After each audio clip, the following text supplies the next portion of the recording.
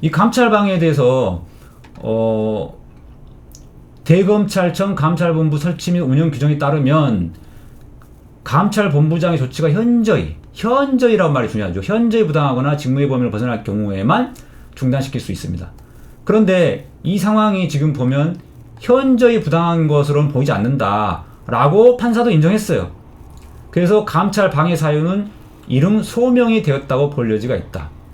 자, 소명이 됐다고 해놓고 그러면서 또 윤석열이 주장한 여러 가지 핑곗거리들을 쭉 나열해가지고 이게 감찰 및 수사 방해를 할 목적으로 감찰 중단을 지시한 것인지에 대해서는 더 심리가 필요하다.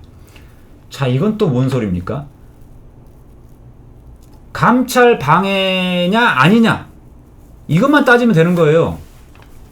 근데 왜 목적이 나옵니까? 목적은 따질 필요가 없어요. 이 감찰 중단을 지시한 게 감찰 방해냐 아니냐, 현저히 부당한 조치냐 아니냐 이것만 따지면 되는 거예요. 윤석열의 머릿속으로 들어가서 윤석열의 의중이 뭐냐, 윤석열이 이렇게 중단을 지시한 목적이 뭐냐를 캐물을 이유가 없는 거예요. 그런데 이 목적을 알아야겠다라고 하면서 충실한 심리가 필요하다, 추가로 심리가 필요하다 이렇게 이야기한 겁니다.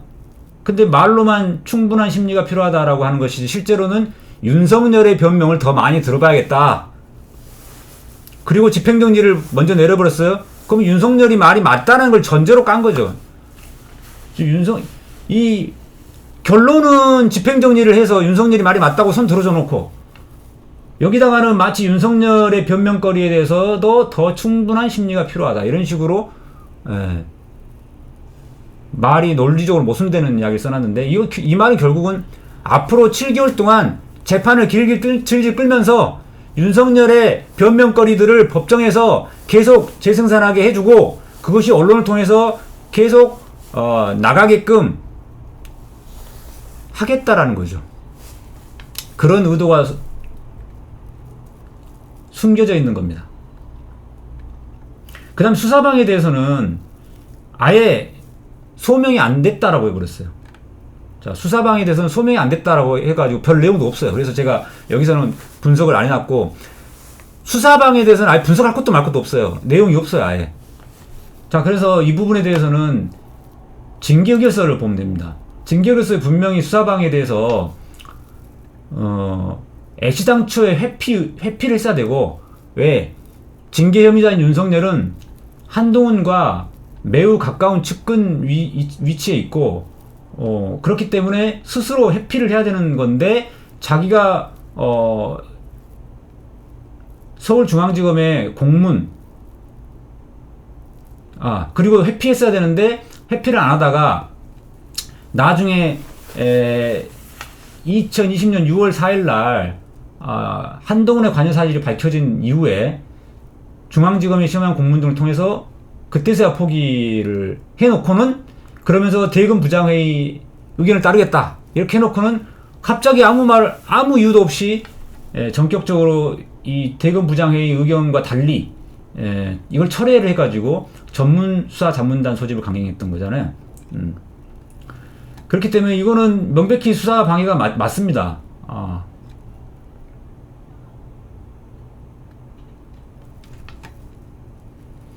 그런데 이 부분에 대해서는 감찰방해는 소명이 있지만 수사방해는 소명이 부족하다.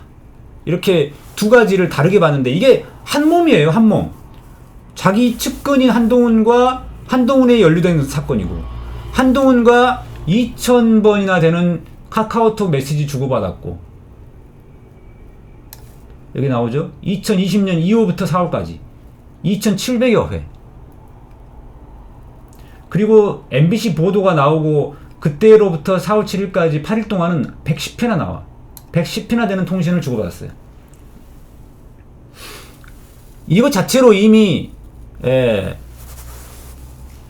관여하면 안 되는 게 명백하고 그렇기 때문에 감찰방해와 수사방해는 동전의 양면입니다. 같이 한 몸이에요.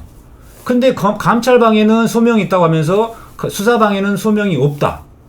이런 논리적인 모순 있는 판결인 것이고, 그래서 그리고 이 재판부는 윤석열과 한동훈 사이에 벌어졌던 이 통화 내역 카카오톡 메시지고 2700회 이걸 완전히 무시해버렸어요. 이게 굉장히 중요한 증거인데도 불구하고 이거는 깡그리 무시해버렸습니다. 그래서 이 징계의결서와 징계의결서에 첨부된 증거자료들은 거의 보지도 않고 윤석열의 정직 2개월 처분에 대한 집행정지 신청서만 열심히 들여다보면서 그 부분 중에 필요한 것을 따가지고 집행정지를 시키는 데에 필요한 논리적 근거로 삼고, 윤석열이 이렇게 막 주장을 하니까 이거 더 심리해봐야겠다. 그 중에 윤석열 주장 중에 택도 없는 말도 안 되는 거는 그거는 또 그것까지 여기다 담으면은 욕먹으니까 그거는 받아들이지 않는다고 또 했더라고요. 자, 그 다음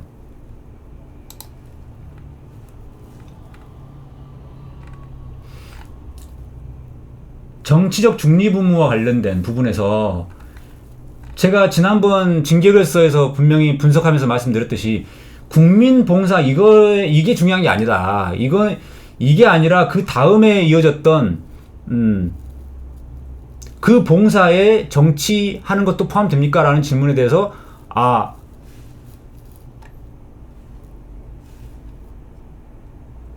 그 부분에 대해서는 답변할 수가 없습니다. 라고 했던 거. 요걸 징계결서를 보면서 먼저 말씀드리겠습니다.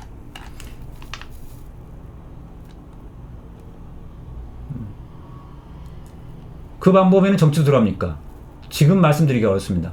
정치도 들어가냐고 분명하게 물어봤는데 답변 안 하겠다고 한 거는 정치도 길도 열려 있다 라는 답변이잖아요. 그 다음에 이 B 의원이 바로 김종민 의원이에요. 예. 민주당의 김종민 의원께서 국민의힘 쪽 사람들은 국정농단에서 반성 안 한 사람들이니까 거기랑 같이 하지 마라. 혹시 정치하더라도 거기 국민의힘에 입당하지 마라. 참고로 생각해봐라. 그랬더니 예라고 답변했어요. 자기가 제3의 후보의 길을 걷겠다라는 이야기까지 한 겁니다. 그리고 이 부분에 대해서 많은 국민들이 당연히 정치 정계 진출 메시지라고 보는 의견이 67%나 됐어요. 어느 누가 보더라도 국민 상식적으로 당연히 이걸 정치 하겠다는 뜻으로 보지 누가 이걸 아니라고 봅니까? 그런데 여기 국민봉사라는 표현 여기에만 대해서 이 판사는 집중을 한 겁니다. 그 다음에 2019년 12월 31일 날 그때는 제외할 것을 요구했지만 2020년 8월 달 이후에는 그렇지 않았다. 이런 내용들이 이미 있음에도 불구하고 이 부분은 또 무시했어요. 자, 그 다음에 결정적으로 중요한 거는 이게 징계결서에 따르면 여기에 위신손상입니다. 위신손상. 이 부분에 대해서 잠깐만 법률 조항을 다시 한번 보겠습니다.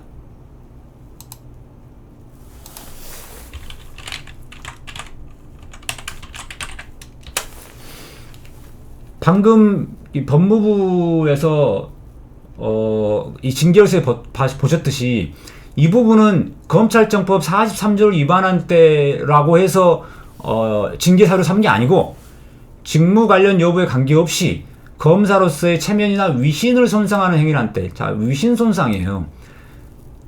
검사징계법 2조 3호에 위반된다라고 해서 징계사유를 삼았던 건데 이 판사는 1호나 2호에 해당되지는 않는 것 같다 라고 이야기를 엉뚱한 이야기를 하고 있어요. 동문서답을 한 겁니다. 이 검찰청법 43조가 뭐냐면은 정치운동 관여 이거예요. 자, 다시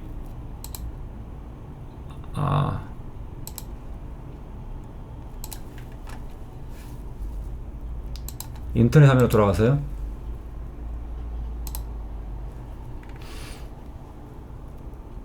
그럼에도 불구하고 이 판사는 자, 국민봉사라는 표현에는 정치를 통한 봉사, 국민들 위한 무료 변론, 일반 자원봉사, 다양한 의미를 섞을 수 있다.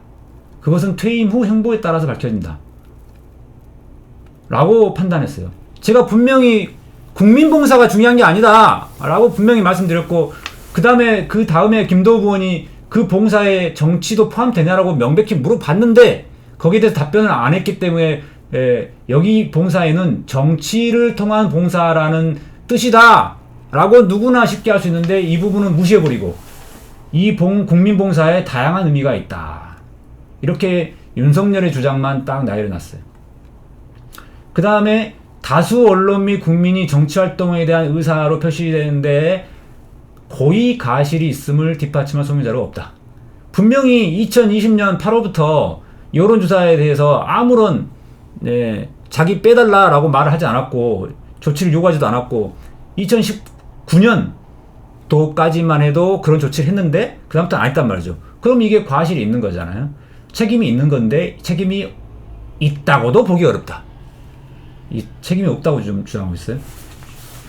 자, 그 다음에 그렇기 때문에 이 징계역에서는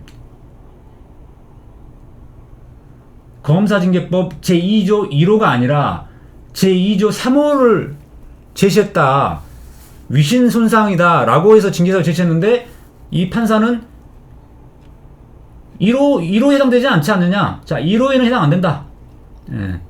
그 다음에 검사윤리강령 3조 1항 여기에도 해당 안 된다. 검찰청법 43조 2호에도 해당되지 않는다. 이렇게 이야기하면서 동문서답하고 있어요. 자, 징계의결서에서 징계위원들이 검사징계법 2조 1호가 아니라 2조 3호다. 2조 3호에 위반돼서 위신을 손상했다 라고 해서 징계사를 삼았는데, 판사는 이거는 못 들은 척하고 검사징계법 2조 1호에는 해당 안 되잖아요. 그러니까 이것은 소명이 없어. 이렇게 동문서답을 한 거예요. 참, 이 판결이 동문서답이 이런 동문서답이 없어요. 자, 일부러 2조 3호에 대해서는 신경도 안 쓰는 거예요. 관심 꺼버리고, 그 부분은 이제 불리해지니까, 그렇게 가면은. 그 부분에 대해서까지도 자기가, 이거 소명이 부족하다, 이렇게 말을 못하니까, 이거를 2조 1호를 주장한 것처럼 왜곡해가지고, 지금 2조 1호에는 해당 안 되잖아요? 이런 식으로 하고 있습니다. 자, 그 다음에 기피 의결에 대한 정족수.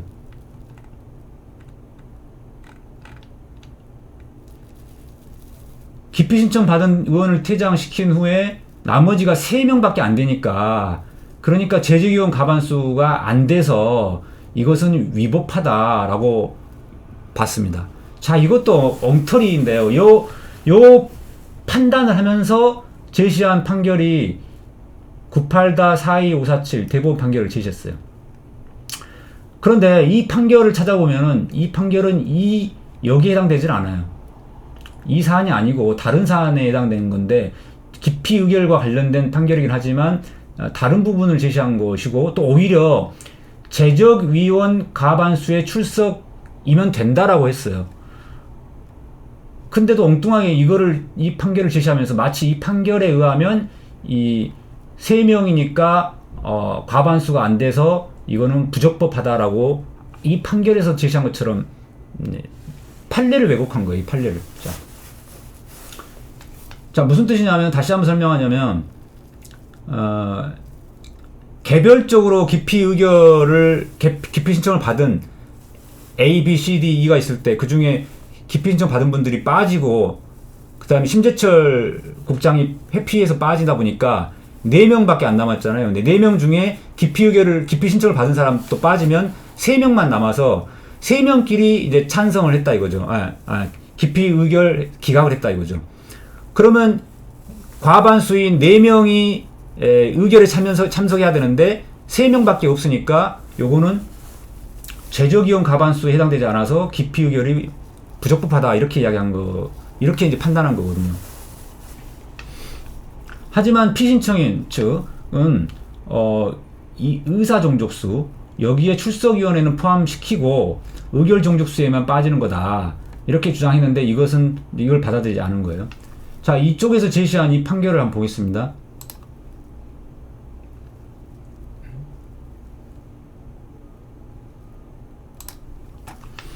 자, 그 판사가 제시한 판례가 요거예요.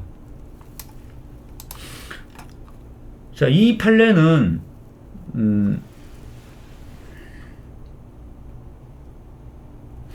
임시위원 임명을 하냐 마냐와 관련된 판례예요. 그리고 이 항이 보면은 일반 의사에 관한 일반 관례에 의하여 재적위원 과반수 출석과 출석위원 과반수 찬성으로 할 수 있다. 자, 기피 의결에 관해서는 같은 법 66조 3항에 강화된 징계의결 종족수를 적용할 수 없고 일반 관례에 따라서 재적위원 과반수 출석입니다.